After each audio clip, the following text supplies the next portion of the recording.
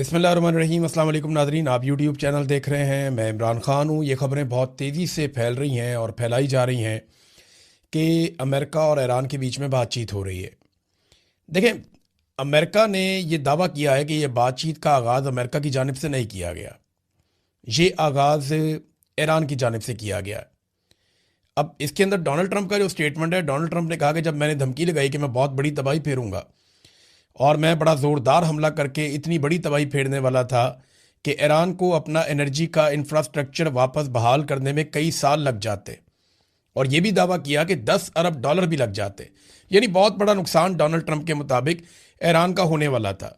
तो Donald Trump का कहना है कि उस नुकसान के डर से ईरान ने फौरी तौर पे खुद ही हमसे रब्ता किया, और हमने रब्ता नहीं किया। हम उम्मीद करते हैं कि मुज़ाकरात के नतीजे में फ़ायदा होगा। अब ये डोनाल्ड ट्रंप का कहना है, जबकि ईरान का ये कहना है कि हमारी तो कोई बातचीत ही नहीं हुई, हमारा अमेरिका से कोई रब्ता नहीं हुआ। अब खबरें ये आ रही हैं कि पाकिस्तान को, तुर्की को और एक मुल्क है ओमान, इन 3 मुल्कों का किरदार बताया जा रहा है, मिस्र का किरदार भी बताया जा रहा है कि इन ममालिक ने कुछ रोल अदा किया है अमेरिका और ईरान के बीच में जंगबंदी का।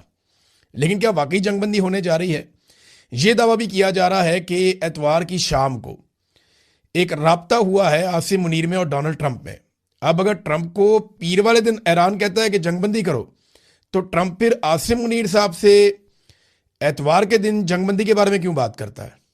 सवाल तो ये भी पैदा होता है। बड़ी टेक्निकल चीज़ें हैं।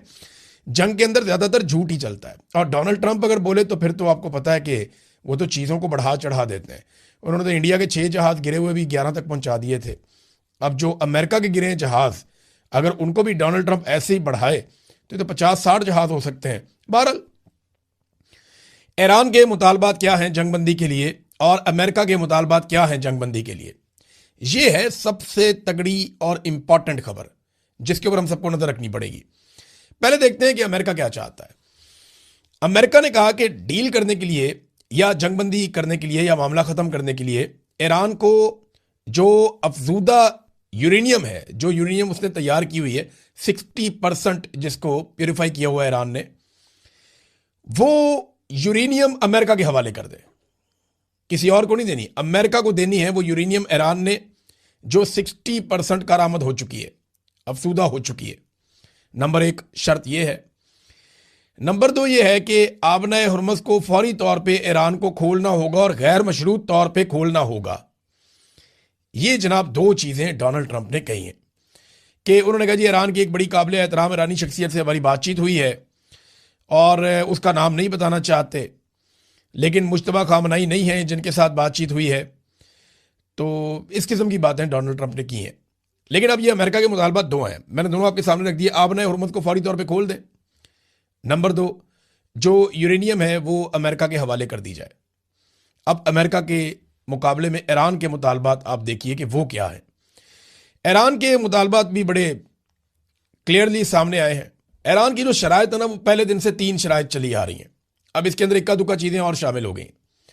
एक तो ईरान ये कहता है कि ईरान को ईरान का हक दिया जाए, वो तिजारत करना चाहे तो करने दें, उसके ऊपर जो पाबंदियाँ बिला वजह लगी हुई हैं वो ख़त्म की जाए, तो ईरान को उसको जीने का हक मिलना चाहिए। दूसरा, ईरान ये कहता है कि जो उसका नुकसान हुआ उसका अदाला किया जाए। अब उसका अलग अलग तखमीना लगाया जा रहा है, और कुछ दावे ये हैं कि ईरान 100 अरब डॉलर भी अमेरिका से मांग सकता है उस खसारे के नतीजे में, जो जंग के नतीजे में ईरान को हुआ है, जितना ईरान का नुकसान हुआ है। तो एक और ये है कि आबना हुर्मुज़ पे ईरान चाहता है कि उसका कंट्रोल है तो वो फीस भी वसूल करे, जैसा कि दुनिया के कई पानी के रस्तों के ऊपर ममालिक फीस या टॉल वसूल करते हैं, वैसे ईरान चाहता है कि वो भी यहाँ पे गुजरने वाले बहरी जहाज़ों से फीस वसूल करे। फिर ईरान एक और चीज़ चाहता है कि दोबारा जंग शुरू ना की जाए ईरान के साथ, इसके हवाले से कुछ मजबूत जमानतें दी जाएं। और ये भी ईरान चाहता है कि इसराइल जो है वो हिजबुल्लाह के ऊपर हमले भी ख़त्म कर दे, और खलीज में अमरीकी फ़ौजी अड्डों की बंदिश भी उसके मुतालबात में से एक मुतालबा है। और माली मुआवजा तो मैंने आपको पहले बता दिया कि ईरान का मुतालबा। अब देखें ना कितना फ़र्क है। अमेरिका कहता है यूरेनियम दो, आपने हुर्मुज़ खोलो। ईरान कहता है गारंटी दो, आइंदा हमला नहीं करोगे। नंबर 2, जो नुकसान किया उसका पैसा भरो। नंबर 3, हम पे कोई पाबंदी नहीं रहेगी। नंबर 4, यहां से अपने अड्डे उठाओ। नंबर 5, आबना हुर्मुज़ जो पानी रास्ता है उसकी अब हम फीस लेंगे वहां से जहाज़ों के गुजरने की। फिर ईरान ये कहता है कि हिजबुल्लाह के ऊपर अटैक ना करें। फिर ईरान जब बैठेगा मुज़ाकरात के अंदर तो फिर तो गज़ा की बात भी होगी ना। गज़ा के हवाले से अगर पूरी दुनिया में किसी मुल्क ने प्रैक्टिकली सबसे ज़्यादा आवाज़ उठाई है, ईरान ने उठाई है। अब गज़ा के अंदर से पहली मरतबा जो हमास है, हमास ने जो स्टेटमेंट दिया पहली मरतबा, वो ईरान के हक में दिया। उन्होंने कहा जी हमें, उनको खुशी का इजहार किया जो ईरान कर रहा है इसराइल के साथ। तो गज़ा वाले तो उधर खड़े हैं जाके, हमास वाले तो उधर खड़े हैं जाके कि ईरान जो कर रहा है वो ठीक कर रहा है। बहरहाल ये जो जंगबंदी है ना, इसके अंदर चंद सवालात पैदा हो जाते हैं। और सबसे बड़ा सवाल ये पैदा होता है कि नेतन्याहू के पास ये आखिरी मौका है ईरान को तबाह करने का। अगर ईरान एटॉमिक पावर बन गया तो नेतन्याहू फारेगा उसके बाद। और अगर अमेरिका इस लड़ाई से निकल गया तो दोबारा कोई अमेरिकी सदर ये दुर्गत देख के इस लड़ाई के अंदर नहीं आएगा। तो नेतन्याहू ने भी कह दिया है हैरानकुन तौर पे कि डोनाल्ड ट्रंप की बात से मैं इत्तेफाक करता हूं। मिसाल के तौर पे उसका स्टेटमेंट मैं आपके सामने रखता हूं। वो कहते जी मेरे दोस्त डोनाल्ड ट्रंप से मेरी बात हुई है और सदर ट्रंप का मानना है कि अब एक ऐसा मौका मौजूद है कि हम अजीम कामयाबियों से फ़ायदा उठाएं जो हमने अमरीकी फ़ौज के साथ मिलकर हासिल की हैं, ताकि एक ऐसे मुआहदे के ज़रिए जंग पर अहदाफ हासिल किए जा सके जो हमें हमारे मफादात का तहफ़्फ़ुज़ करे। यानी नेतन्याहू भी अब इस नतीजे पे पहुंचना शुरू हो गया और वो ये कह रहा है जनाब हमने तो बड़ी कामयाब जंग लड़ी है, तो अब हम मुज़ाकरात कर लेते हैं। और डोनाल्ड ट्रंप ठीक कह रहा है, किसी नतीजे पे हम पहुंच जाते हैं, कोई मुआहदा कर लेते हैं। ये दोनों एकदम ये क्यों कहना शुरू हो गए, इसके बारे में बहुत सारे लोगों का ये अंदाज़ा है जो दिफाई तज्ज़ियाकार हैं। वो ये कह रहे हैं कि अमेरिका हारी हुई लड़ाई में से नहीं निकलेगा।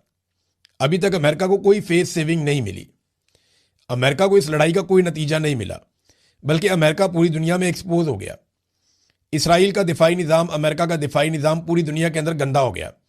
अमेरिका के जो है वो 1.5 दर्जन के करीब तैयारे गिर गए हैं और लगातार उसे जंग में नुकसान हो रहा है। उसका बैरी जहाज जल रहा है पानी के अंदर, उसके इत्तेहादी उसको छोड़ गए हैं, कोई उसकी मदद करने के लिए नहीं आ रहा। डोनाल्ड ट्रंप इमदाद इमदाद चिल्ला रहा है लेकिन उसके पुराने इत्तेहादी उसकी मदद नहीं कर रहे। ऐसी सूरत हाल में अगर अमेरिका इस जंग से निकल जाता है तो ये तो बड़ी सुबकी वाली बात हो जाएगी, बहुत शर्मिंदगी वाली बात हो जाएगी। तो दो ही रीज़न हो सकते हैं पाकिस्तान को बीच में डालने के। देखिए शहबाज शरीफ को अगर बीच में डाला है या आसिम मुनीर को, तो दो वजह हो सकती है ना। देखें ना, अगर सुपर पावर की सुपर पावरी हमारी मदद तक महदूद रह गई है तो फिर तो सुलह ही कर ले, इससे अच्छा है। यानी हम पाकिस्तान अब दुनिया को बचाएगा, दुनिया की मदद करेगा, अल्लाह करे वो दिन आ जाए, लेकिन इस वक्त तो पाकिस्तान अपने आप को नहीं बचा पा रहा। यानी हम दुनिया की सुलह कराने चले हुए हैं, पाकिस्तान के अंदर जो जंग चल रही है उसमें पाकिस्तान दहशतगर्दी की इतनी खौफनाक लपेट में है, उससे हम नहीं निपट पा रहे। हम दुनिया की हिफाजत कर रहे हैं, अपनी नहीं कर पा रहे। जो आलमी रैंकिंग आई है उसमें दहशतगर्दी में पाकिस्तान दुनिया में नंबर 1 हो गया। हालांकि हमारे पास है फेवरेट फील्ड मार्शल, किसी और के पास नहीं है, लेकिन हमारी ऐसी दहशतगर्दी में हालत हुई है, दुर्गत बनी है कि पाकिस्तान दुनिया में पहले नंबर पर आ गया है दहशतगर्दी से मुतासरा ममालिक में। हालत हमारी ये है। तो हम अमेरिका को कैसे बचा सकते हैं? बहरहाल अमेरिका को हम पे ये तो ट्रस्ट है कि ये अपने बंदे हैं, वफादार लोग हैं, जो बात करेंगे ये वो कह देंगे जाके, और हमारे बगैर ये नहीं चलेंगे। अब या तो डोनाल्ड ट्रंप को शटअप कॉल मिल गई है कि लड़ाई से भागो, बंद करो इसको, हम नहीं लड़ सकते, या फिर डोनाल्ड ट्रंप टाइम गेन कर रहा है। देखिए ना, सवाल ये पैदा होता है कि क्या आसिम मुनीर अमेरिका को एक फेस सेविंग लेकर दे सकते हैं? तो जवाब है कैसे। अमेरिका को फेस सेविंग लेकर देंगे तो ईरान के अंदर मामला नहीं बनेगा, ईरान को कुछ लेकर देंगे तो अमेरिका में मामला नहीं बनेगा। तो बीच का रास्ता कैसे निकलेगा, यह है सबसे बड़ा सवाल। वो ईरान है, वो तो जान पे खेल कर लड़ रहे हैं। वो कोई ऐसी कंट्री है, ऐसी नेशन तो नहीं है जो कहेंगे ठीक है हम लात नीचे रख लेते हैं। वो तो कहेंगे लात ऊपर रखनी है अपनी। तो ये किस तरीके से करेंगे? अरबों से भी मशवरा नहीं किया जब अमेरिका ने लड़ाई की थी। क्या ये गारंटी आसिम मुनीर साहब दे सकते हैं ईरान को कि अमेरिका दोबारा अटैक नहीं करेगा? पिछली मरतबा बरतानिया, उनका जो सबसे बड़ा इत्तेहादी था, वो मुज़ाकरात में शामिल था, वो कहता हमें भी पता नहीं चला इन्होंने जाके अटैक कर दिया, अरबों को पता नहीं चला इन्होंने जाके अटैक कर दिया। तो ये शिकवा तो उनके इत्तेहादियों का भी था। तो गारंटी देना भी बड़ा मुश्किल है, अमेरिका को फेस सेविंग लेकर देना भी बड़ा मुश्किल है। और अगर लेकर देनी है तो किस नौयत की फेस सेविंग लेकर देनी है? बहुत अभी देखें ना, 4,500 अमरीकी फौजी रस्ते में जो मिडिल ईस्ट में आ रहे हैं। अब उनको पहुंचने में और सेटल होने में 4-5 दिन का टाइम चाहिए। तो 5 दिन तो मांग लिया डोनाल्ड ट्रंप ने, और वो इसको एक जंगबंदी समझ रहे हैं, लेकिन जंगबंदी हुई नहीं है। अभी भी ईरान जवाबी हमले कर रहा है, और ईरान के जवाबी हमलों के हवाले से इन्होंने 6 ड्रोन मारे हैं शाम के इलाके खराबुल जेर में, वहां पे एक 6 ड्रोन मारे गए हैं, वो वहीं से उड़े थे, लेकिन ईरान की हमायतियों ने मारे हैं। ईरान ने खुद नहीं मारे, वहाँ पे अमेरिकन फौजियों के नुकसानात का भी इतला मिल रही है। जबकि 3 बड़े हमले जो हैं वो ईरान ने अभी किए हैं, इसराइल पे और अमरीकी अड्डों पे, और उनकी जिम्मेदारी भी ईरान कबूल कर रहा है। यानी ये 3 बड़े हमले मजीद हुए हैं ईरान की जानिब से। तो लड़ाई ऐसे ख़त्म नहीं हुई, अभी लड़ाई अभी चल रही है। अच्छा, इसमें जो है ना वो एक चीज़ और है, डोनाल्ड ट्रंप के लिए अमेरिका में एक बहुत बड़ी मुश्किल पैदा हो रही है। ये वो मुश्किल से बचने का भी एक तरीका हो सकता है कि जंग बंदी करें। फिलहाल देखें अमेरिका में हम कैसे मैनेज करते हैं, क्योंकि 28 तारीख को हफ्ते के रोज अमेरिका में नो किंग्स मूवमेंट चल रही है। नो किंग्स मूवमेंट के हमारे यहां बादशाह नहीं है, डोनाल्ड ट्रंप बादशाह की तरह चलते हैं। यह मूवमेंट अमेरिका के अंदर शुरू हुई थी, मुख्तलिफ लोगों ने शुरू की थी। इसमें पहली मरतबा जब एहतजाज किया गया तो 3 मिलियन यानी 30 लाख लोग बाहर निकले थे अप्रैल 2025 में।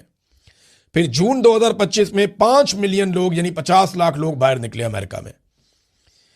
फिर अक्टूबर 2025 में 7 मिलियन अमरीकी बाहर निकल आए डोनाल्ड ट्रंप की पॉलिसियों के खिलाफ। और अब यह कह रहे हैं कि मार्च 2026 में 28 तारीख को 9 मिलियन अफराद को अमेरिका में बाहर निकाला जाएगा। ये 50 रियासतों के अंदर अमेरिका की 600 जगहों पे एहतजाज होगा। तो नो किंग्स मूवमेंट, इसका एक मैप भी जारी किया है, नो किंग्स मैप, कि ये मूवमेंट जहां जहां चलेगी इस मैप के मुताबिक आप लोग इसके अंदर शिरकत करें। तो अमेरिका के ऊपर, डोनाल्ड ट्रंप के ऊपर इसका बहुत दबाव है। इतने बड़े एहतजाज अमेरिका में किसी सदर के खिलाफ माजी में नहीं हुए जितने बड़े एहतजाज डोनाल्ड ट्रंप के खिलाफ हो रहे हैं।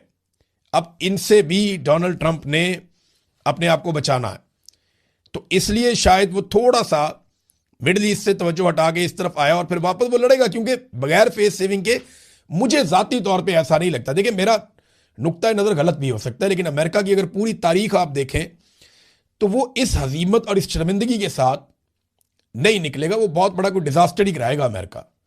यहां से इस तरह अमेरिका इस लड़ाई से निकलना बहुत मुश्किल है। हालांकि हर दफा एक लड़ाई से बड़े लंबे अरसे के बाद अमेरिका बड़ी मुश्किल से ही निकला। फेस सेविंग किसी ने लेकर ही दी है तो लेकर दी है। पहले भी पाकिस्तान ने इनको अफगानिस्तान से फेस सेविंग लेकर दी थी, और अब क्या पाकिस्तान ईरान से इनको फेस सेविंग लेकर दे सकता है? देखिए ना, अरब ममालिक अब तैयारी कर रहे हैं कि हो सकता है वो भी इस लड़ाई का हिस्सा बन जाए।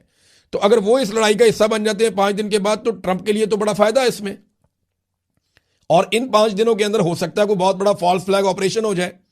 ईरानी ये कहते हैं कि सऊदी अरब में आरामको जो एक ऑयल फील्ड है उसके ऊपर कोई बहुत बड़ा अटैक किया जा सकता है। उन्हें इस बात का खदशा है, जो ईरानी है बार बार कह रहे हैं कि कोई ना कोई फॉल्स फ्लैग ऑपरेशन करके ये सारे हमें मिलके पड़ जाएंगे। लेकिन देखते हैं कि क्या होता है। हमें ना सिचुएशन को साथ साथ आपको रिपोर्ट करना है। हम इसके बारे में प्रिडिक्शन कर नहीं सकते, जंग है ना, कभी पीछे हटना पड़ता है, कभी आगे आना पड़ता है। लेकिन डोनाल्ड ट्रंप ने एक चीज सीख ली है। ये अमेरिकन मीडिया में बातें हो रही हैं, वहां बहुत सारे लोग ये बात कर रहे हैं कि इन्होंने ये सीख लिया है कि कौन सा बयान देना है तो स्टॉक मार्केट ऊपर जाएगी, कौन सा बयान देना है तो स्टॉक मार्केट नीचे आएगी। ये बड़ी इंटरेस्टिंग सूरत हाल पैदा हो गई है। ट्रंप बयान देता है कि जनाब हम 5 दिन तक कोई अटैक नहीं करेंगे, बिजली घरों पे हमले नहीं करेंगे, तो स्टॉक मार्केट में $2 ट्रिलियन का, 2000 अरब डॉलर का इजाफा हो गया। स्टॉक मार्केट ऊपर चली गई। यानी जिन्होंने भी शेयर्स खरीदे हुए थे वो 2000 अरब डॉलर का मुनाफा कमा गए। लेकिन जैसे ही ईरानी हुकूमत ने कहा कि जनाब कोई हमारे राब्ते नहीं हुए, कोई मुज़ाकरात नहीं हुआ, तो $3 ट्रिलियन मार्केट से निकाल लिए गए। यानी जो $2 ट्रिलियन ऊपर गया था वो $3 ट्रिलियन मार्केट से निकाल लिया गया। ईरान की क्रेडिबिलिटी ऐसे लगता है कि डोनाल्ड ट्रंप या अमेरिका से ज्यादा है। लेकिन सवाल यह पैदा होता है कि ये स्टॉक मार्केट के उतार चढ़ाव में इस जंग के दौरान पैसा कौन बना रहा है ना बड़ा खेल। तो डोनाल्ड ट्रंप को और उनके दोस्तों को कम से कम ये बात तो समझ आ गई है कि कौन सा स्टेटमेंट देना है तो स्टॉक मार्केट ऊपर जाएगी, उस वक्त शेयर आप बेच दें। कौन सा स्टेटमेंट देना है तो स्टॉक मार्केट नीचे जाएगी, उस वक्त आप शेयर्स खरीद लें। ये इस किस्म की बातें जो हैं बहुत सारे लोग जो इकोनॉमी को समझते हैं वो लोग कर रहे हैं। मैं कोई ज्यादा इसका एक्सपर्ट नहीं हूं, लेकिन ऐसी ही बातें हम सुन रहे हैं। नाज़रीन, डोनाल्ड ट्रंप की कुर्बत से पाकिस्तान को क्या मिला? एक बड़ा सवाल यह है। बहुत सारे लोग पाकिस्तान में बगले में जाते हैं कि ट्रंप पाकिस्तान की बात करता है, फेवरेट फील्ड मार्शल कहता है। क्या मिला? ये तो सिर्फ चंद लोगों की मौजें लगी हुई है कि उनके इक्तदार को तूल मिल गया। पाकिस्तान को क्या मिला? कोई सरमायाकारी आई? नहीं।